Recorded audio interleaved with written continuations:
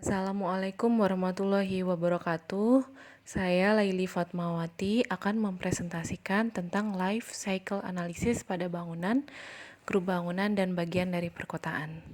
Metode asesmen dalam sustainability yang berorientasi pada life cycle diantaranya yang pertama ada life cycle analysis atau biasa disebut dengan LCA yang merupakan suatu metode pendekatan yang digunakan untuk menganalisa dampak suatu produk terhadap lingkungan selama siklus hidup produk.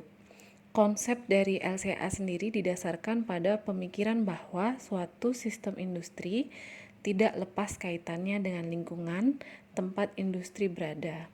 LCA secara umum merupakan pendekatan untuk mengukur dampak lingkungan yang diakibatkan oleh produk atau aktivitas mulai dari pengambilan bahan mentah diikuti proses produksi dan penggunaan dan berakhir pada pengelolaan sampah atau limbah.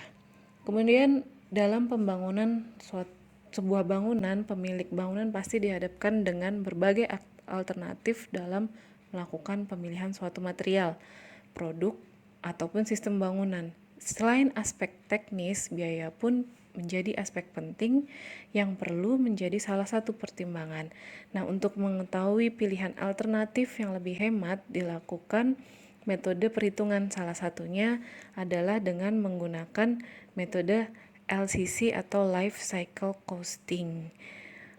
Nah, yang ketiga ada metode Mass Flow Accounting yang umumnya digunakan sebagai bagian dari prosedur AMDAL untuk kota dan wilayah. Yang terakhir ada analisis risiko atau risk analysis, biasa disebut dengan RA.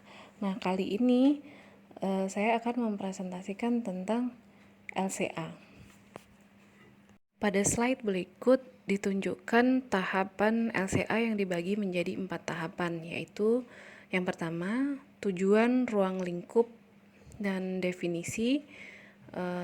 Pada tahap pertama dari LCA itu mendefinisikan ruang lingkup studi, termasuk mendefinisikan fungsi dari masing-masing bagian batasan studi. Kemudian yang kedua ada analisis inventory. Pada tahap kedua ini melakukan inventarisasi masukan dan keluaran yang berhubungan dengan ruang lingkup studi. Yang ketiga ada asesmen dampak. Pada tahap ini dilakukan evaluasi terhadap dampak potensi terhadap lingkungan dengan menggunakan hasil dari life cycle inventory dan menyediakan informasi untuk menginterpretasikan pada fase terakhir. Nah, yang terakhir ada improvement assessment, di mana tahap akhir analisis daur hidup memberikan simpulan, rekomendasi, dan pengambilan keputusan berdasarkan batasan studi yang telah ditetapkan pada tahap pertama. Ruang lingkup pada LCA dapat dibagi menjadi 4 macam ruang lingkup, yaitu yang pertama cradle to grave. Ruang lingkup pada bagian ini dimulai dari raw material sampai pada pengoperasian produk. Yang kedua, cradle to gate. Ruang lingkup pada analisis daur hidup dimulai dari raw material sampai ke gate sebelum proses operasi. Yang ketiga, gate to gate, yang merupakan ruang lingkup pada analisis daur hidup yang terpendek karena hanya meninjau kegiatan yang terdekat. Terakhir ada cradle to cradle, yang merupakan bagian dari analisis daur hidup yang menunjukkan ruang lingkup dari raw material sampai pada daur ulang material.